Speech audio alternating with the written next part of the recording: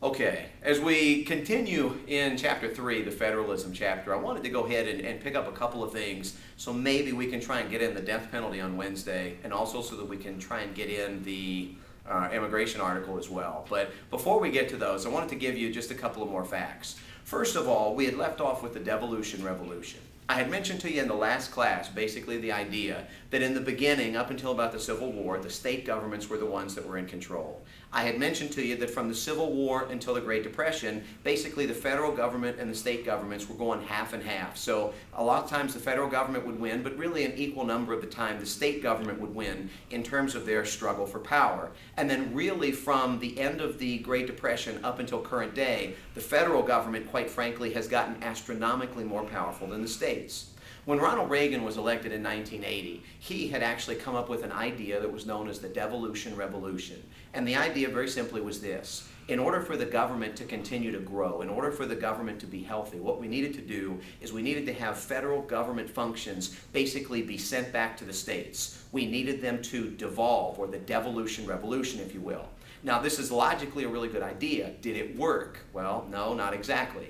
Reagan did stop the actual growth of the government. At least he slowed the growth of the government, I should say. But he never really cut the growth of the government. Bill Clinton was somebody that slowed the growth of the government, but indeed he never actually stopped it either. And certainly George W., even though he's considered a conservative by his words, his actions in the government grew it astronomically. So he absolutely failed at this. What you're seeing is that this federal government, some people would argue, is really in an out-of-control binge right now. It is growing and growing and growing, and the fact is that nobody seems to be able to stop it, whether it be people within that government or whether it be the states. Now, a couple of other things. Benefits of federalism. I had mentioned to you the idea that there are 88,000 governments in the United States, and there absolutely are 88,000 governments, meaning there's a lot of overlap. There's some benefits to this. Number one, in terms of access. When you think about this in terms of access, you as an elected official are going to be able to run for office in any number of different levels. Not everybody can be president. Some people might be able to be governor. Not everybody is going to be able to be president or governor, but maybe they can be in the state house or the state senate, or maybe they could be a mayor of a town or a member of a school board. Bottom line is that you've got access to be able to get involved in the system if you want it. You don't have to, but it's there. Not only access, but opportunity. Some people aren't going to be able to actually get into the government, but they're going to have the opportunity to be able to influence it. And what I mean by this is not everybody is going to be able to go to D.C. to meet their leaders. Not everybody is going to be able to meet with their federal senators or even their state governor or folks like this. But in fact, they are going to be able to meet with maybe folks that are within the county. Maybe they're going to be able to meet with that mayor that's really just down the street, so to speak, in the city capital. These kinds of things. Bottom line is, you're going to have access to be able to run if you want it. And the other beauty of federalism is you're going to have opportunity to go to a number of different places in order to gain influence, in order to be able to get your problem heard and hopefully solved. Now, by the same token, one of the problems with federalism is you've got so many different places, so many different governments. How often have you ever called somebody, maybe a bank or maybe somebody about plane reservations, and they sent you to 5 or 6 different places? That's another problem that actually would come up with federalism. You go to one place, they send you to someplace else. You go to one branch, they send you to someplace else, and so on and so on and so on, and sooner or later you're right back to where you were at the beginning. This is absolutely a problem at different points. So there's going to be overlap. There's going to be duplication. There's going to be passing the buck, if you will. So there's going to be a wasting of resources and a wasting of your time, quite frankly, as a citizen. Last thing up here is experimentation. Maybe you've heard of the phrase, the idea that one size doesn't fit all. Or maybe you've heard of the phrase, there's more than one way to skin a cat. It would be silly. It would be absolutely silly when you think about it for all states to do the exact same thing all the time. So they don't do the exact same thing all the time. Federalism allows them to be able to experiment. Whether you want to talk about the abortion laws that we were talking about in Oklahoma, whether you want to talk about the immigration laws that we're going to talk about in Arizona, bottom line is states can experiment. And sometimes these experiments work. Wyoming was the first state that gave women the right to vote. And it worked very, very well because women now have that right to vote all over the country. Georgia gave 18-year-olds the right to vote. Now 18-year-olds have that right to vote all over the country. Nevada legalized gambling and prostitution. Well, that's not been accepted all over the country. So when you think about it, you can experiment, and the good experiments actually will broaden and maybe become national policy, but without that ability to experiment, maybe those policies would have never taken shape, or maybe, quite frankly, they would have never gone national.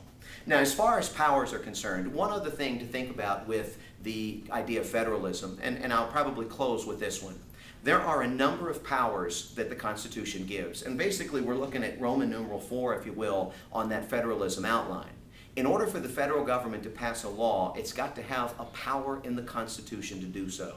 And if it doesn't have a power in the Constitution, then quite frankly, it can't pass that law, no matter how worthy a law or how good of an idea it might be. When you read the Constitution, there's two basic kinds of powers. One of them are express powers, and one of them is the idea of implied powers. An express power is a power that is expressly written in the United States Constitution.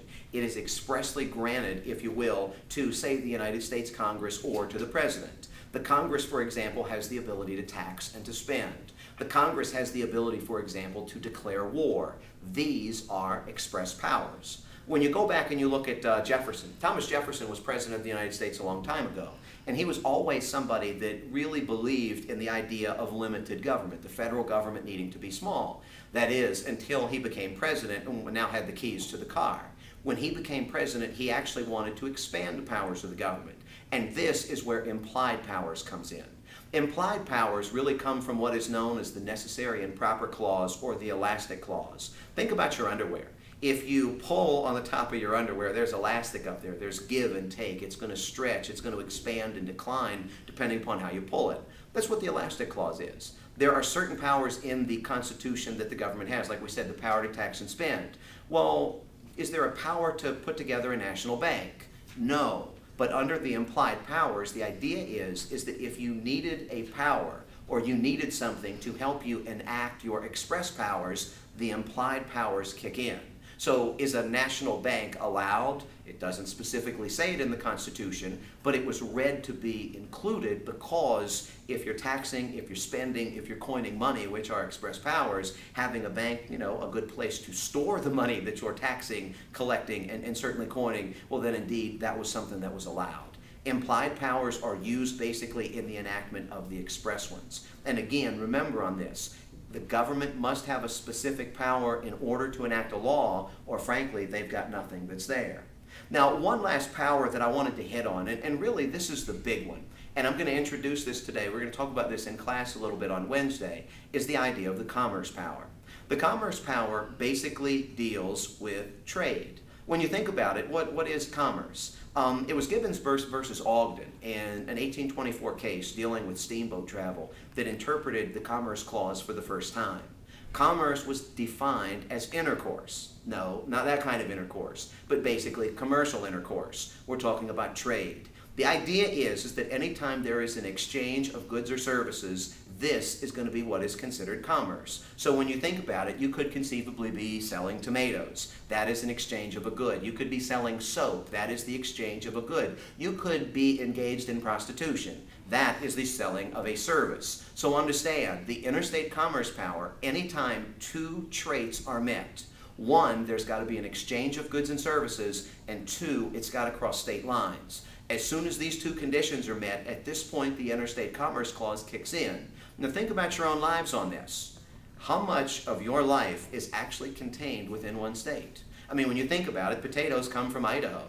Beef comes from out west. Maybe corn comes from Maryland and crabs come from Maryland. But the bottom line, when you think about it, almost everything these days crosses state lines. And when you travel, you cross state lines. So understand on this, the commerce power is the awesomest power that the federal government has. This gives the federal government the ability to be able to regulate all sorts of goods, services, as long as there is the exchange of goods and services, but more importantly, it's going to also give them the ability to regulate conduct, maybe very surprisingly, as well.